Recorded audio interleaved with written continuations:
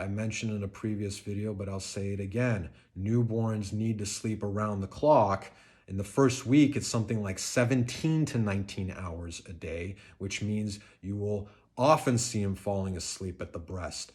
Just woke up from a nap, you start feeding, he's hungry, he's giving hunger cues or even crying because he's hungry, so you put him on and he's nursing. But then after 10 minutes or so, he might fall asleep.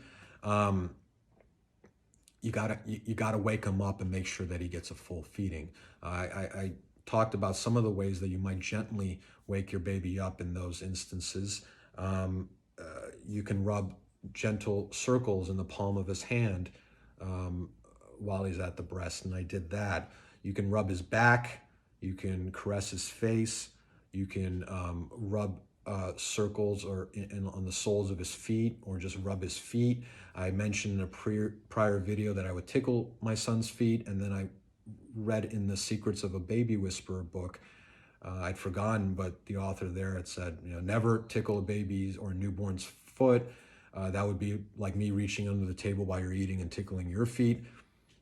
Fair enough, although I will say it's not like I was tickling his feet to make him laugh or to get a rise out of him. It was just a very gentle tickling motion, just to kind of jog him and wake him up so that he could continue nursing. But you can gently form circles in the palm of his hand. You can stroke his face. You can rub his feet. I'm sure there's other ways of gently waking him up, but you got to do it. And in our experience, what happened with our son, at some point when he's fully fed, he will just manifestly refuse the nipple. I mean, our son, it wasn't that he was falling asleep. He would like purse his lips, maybe turn away from the breast, or just close his mouth, just adamantly refusing the nipple. And then you knew that he was probably full. And he wasn't asleep. He was doing that while he was still awake.